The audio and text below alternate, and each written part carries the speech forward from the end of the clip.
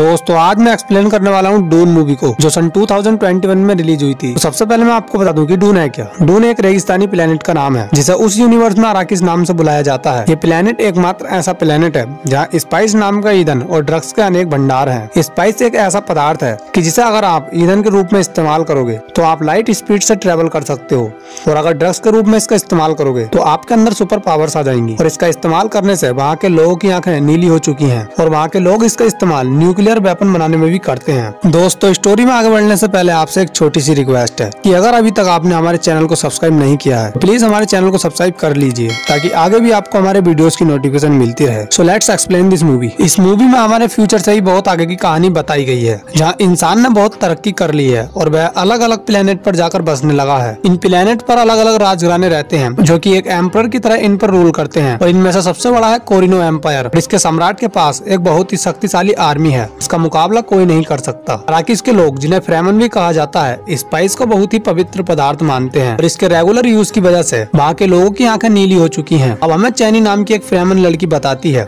कि किस तरह आउटसाइडर इनकी जमीन से स्पाइस को निकाल रहे हैं, और इन आउटसाइडर को लीड करता है रेवन, जो कि इनका लीडर है, जो कि हार्कोनन राजघराने का है। और फ्रेमन इन्हें अपने प्लेनेट से भगाने की बहुत कोशिश करते हैं, लेकिन फ्रेमन इनके आधुनिक हथियारों के आगे नहीं टिक पाते। फिर एक दिन अचानक ही ये लोग फ्रेमन के प्लेनेट को छोड़ देते हैं, और इनका यूं अचानक प्लेनेट को छोड़ना किसी को भी समझ नहीं आता है। और अब कैल्डेन प्लेनेट का सीन दिखाया जाता है, जिस पर एट्रिडस राजघराना रहता है, जहां हम एक लड़के पोल और उसकी मॉम जेसिका को देखते हैं। जेसिका के अंदर बहुत सारी सुपर पावर्स हैं, जिनमें से वह एक सुपर पावर का यूज करना पोल को सिखा रही है। पोल अपनी मॉम को बताता है कि वह काफी समय से एक जैसे सपने देख रहा है, जिसमें वह एक नीली आंखें वाली लड़की को देखता है, जो कि रियल में चैनी है। एक दिन इनके प्लेनेट पर एम्परर का राजदूत आता है, जो कि पोल के फादर लेटो को बताता है कि कैसे उसे उसके एम्परर के कहने पर स्पाइस को माइन करना है। यहाँ लेटो का एडवाइजर भी होता है, जिसे इस काम में कुछ गड़बड़ लगती है, लेकिन फिर भी लेटो एम्परर के ऑर्डर पर सील लगाकर उसे एक्सेप्ट कर लेता है, और यहाँ सील लगाने के लिए वह अपनी अंगूठी का इस्तेमाल करते हैं। अब हम पोल को देखते हैं, जो कि डंकन से बात करने आया है। डंकन अराकिस प्लेनेट की अरेंजमेंट करने का काम करता है। यहाँ पोल डंकन को बताता है कि उसने डंकन को अपने सपने में मरते हुए देखा है, और पोल उससे अलर्ट रहने को कहता है, लेकिन डंकन को लगता है कि सपने में तो ये चीजें होती रहती हैं, इसलिए वह उसकी बात को इग्नोर कर देता है। अब पोल अपने पिता से मिलता है। वह अपने पिता से कहता है कि हमें फ्रेमन से दोस्ती करनी चाहिए, जिसके बाद फ्रेमन और लेटो का एम्परर एक हो जाएगा। फ्रेमन वहाँ पर रहने वाले लोग हैं, और चैनी भी एक फ्रेमन ही है। इसके बाद हम देखते हैं कि गर्नी पोल को लड़ने की ट्रेनिंग देकर उसे दुश्मनों से लड़ने के काबिल बना रहा है। ये लड़ने के लिए एक एनर्जी शील्ड का इस्तेमाल करते हैं, जिससे कि इन्हें चोट न लगे।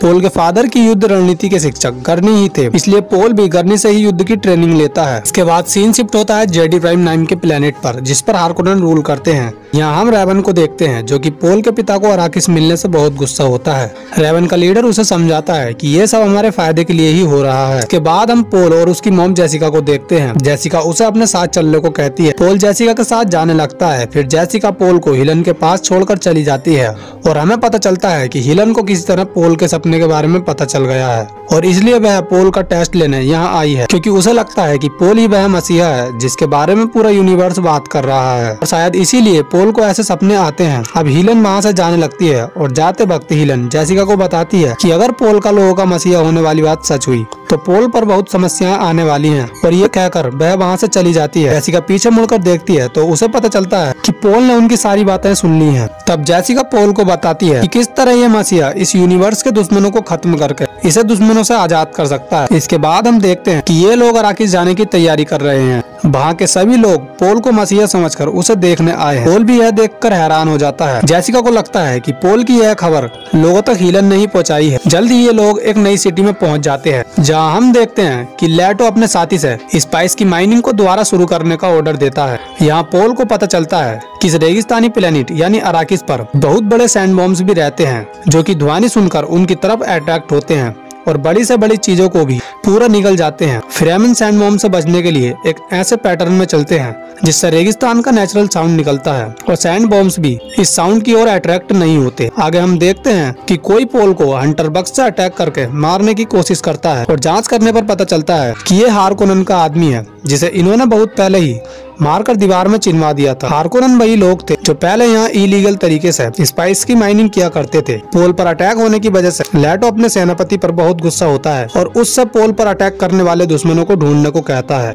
अब हम हीलन को एक शक्तिशाली व्यक्ति बैरन के पास देखते हैं। यहाँ हीलन बैरन से अराकिस पर अटैक करने को कहती है, लेकिन वह बैरन से ये भी कहती है कि वह पोल और जेसिका पर अटैक नहीं करेगा क्योंकि जेसिका हीलन की सपोर्ट में थी और इस काम में एम्परर की आर्मी बैरन का साथ देगी। और यहाँ हमें पता चलता है कि हीलन पोल और जेसिका को छोड़कर लेटो के एम्परर के साथ साथ पूरे अराकिस पर अटैक करने को कह रही है, लेकिन बैरन अपने एडवाइजर को पोल और जेसिका को खत्म करने का भी ऑर्डर दे देता है। अब हम डंकन को देखते हैं जो कि अपने साथ फ्रेमन के कबीले के लीडर स्टीलगर को लाया होता है। लेटो स्टीलगर से दोस्ती करने की कोशिश करता है और कहता है कि पहले की तरह तुम पर अब कोई भी अत्याचार नहीं करेगा, लेकिन स्टीलगर लेटो से उसका काम पूरा हो जाने के बाद वहाँ से जाने के लिए कहता है। अब डंकन पोल को कुछ गिफ्ट देता है जो कि उसे फ्रेमन से मिले हैं, जैसे कि एक कंपास और सेट कंपैक्टर और एक स्टील सूट, जिसके बिना रेगिस्तान में जाना बहुत ही खतरनाक हो सकता है। इसके बाद हम देखते हैं कि लेटो माइनिंग के काम को देखने को जाता है, लेकिन तभी उसे पता चलता है कि जो लोग यहाँ पर पहले माइनिंग कर रहे थे वह माइनिंग मशीनों को बहुत बुरी तरह छोड़कर चले गए हैं और अब वह मशीनें बिल्कुल भी टिकाऊ नहीं रही है। तब लेटो तुरंत ही फ्रेमन की एक मीडिएटर काइंस को बुलाता है। वह लेटो को एक ऐसा स्टील सूट देती है जो शरीर से निकले गंदे पानी को दोबारा पीने लायक बना देता है,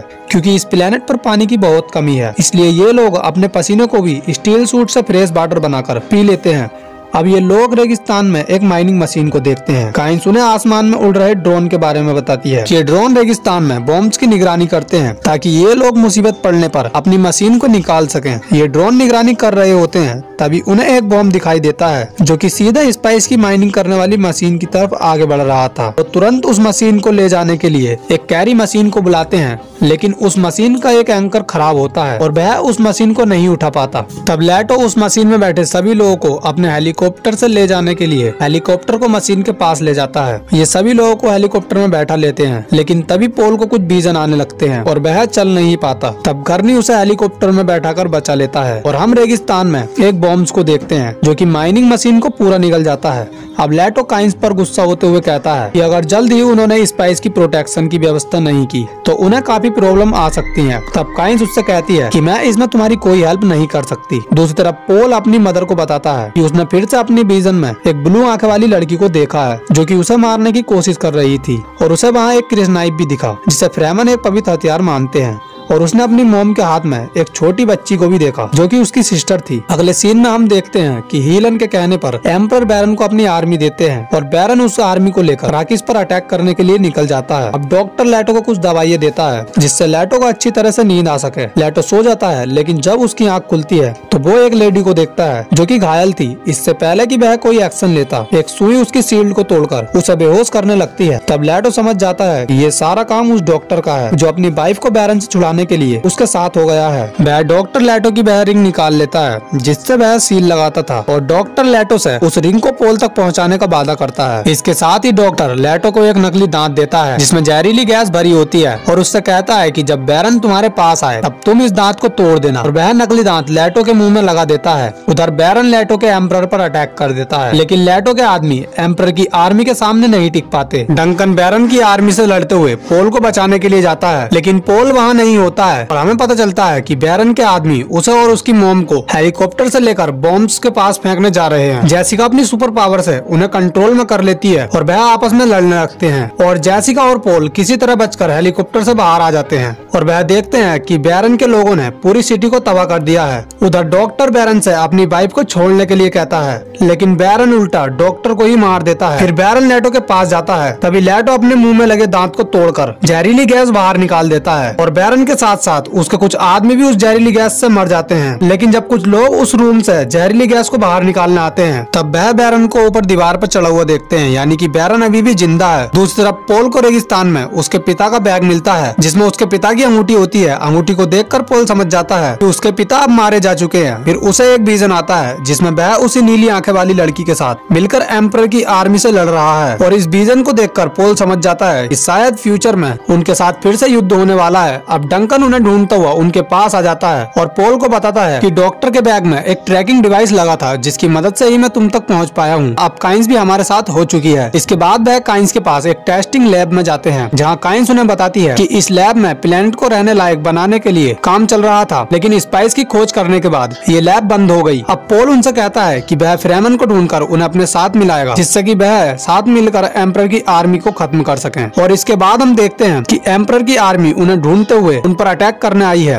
और उनमें फाइट होने लगती है और डंकन उन्हें बचाते हुए मारा जाता है, ठीक उसी तरह जैसा कि पोल ने अपने विजन में देखा था। अब पोल और जेसिका काइंस के साथ एक सुरंग में जाते हैं जहां काइंस उन्हें हेलीकॉप्टर से दूसरी जगह जाने को कहती है और खुद बैरन की आर्मी से लड़ने लगती है। वह एक डिवाइस को रेगिस्तान में लगा देती है जिससे कि बॉम्ब्स उसकी ओर अट्रैक्ट हो सके। तभी बैरन के लोग काइंस को मारने उसके पास आते हैं इससे पहले कि वो काइंस पर अटैक कर दे। तभी बॉम्ब्स वहां आ जाता है और बैरन के लोगों के साथ साथ वह काइंस को भी निगल जाता है। दूसरी तरफ हम देखते हैं कि जेसिका और पोल हेलीकॉप्टर से कहीं जा रहे होते हैं और एम्परर की आर्मी भी उनका पीछा कर रही थी। अभी पोल का हेलीकॉप्टर क्रैश हो जाता है लेकिन वो दोनों सही सलामत बच जाते हैं। फिर हम देखते हैं कि बैरन को रेवन बताता है कि जेसिका और पोल सैंड स्ट्रॉन्ग में मारे गए हैं क्योंकि उन्हें लगता था कि हेलीकॉप्टर के क्रैश होने के बाद वह दोनों मर चुके हैं। तब बैरन रेवन को भी सारे फ्रेमन को मारने का ऑर्डर दे देता है ताकि आगे से कोई इनके काम में टांग न अड़ा सके। पोल और जेसिका हेलीकॉप्टर से मिले स्टील सूट को पहन लेते हैं और डंकन के दिए कंपास की हेल्प से फ्रेमन कबीले को ढूंढने निकल जाते हैं। वह सैंड बॉम्ब से बचने के लिए फ्रेमन पैटर्न का यूज करते हैं जिससे कि रेगिस्तान का नेचुरल साउंड निकले, लेकिन वह फिर भी उस बॉम्ब्स को अट्रैक्ट करने से नहीं रोक पाते और बॉम्ब्स उनकी तरफ आने लगता है। इससे पहले कि वो उन्हें निगलता, बॉम्ब्स अचानक से रुक जाता है क्योंकि उसे एक थंपर की ध्वनि सुनाई देती है जो कि ध्वनि के साथ साथ एक वाइब्रेशन साउंड भी निकालती है।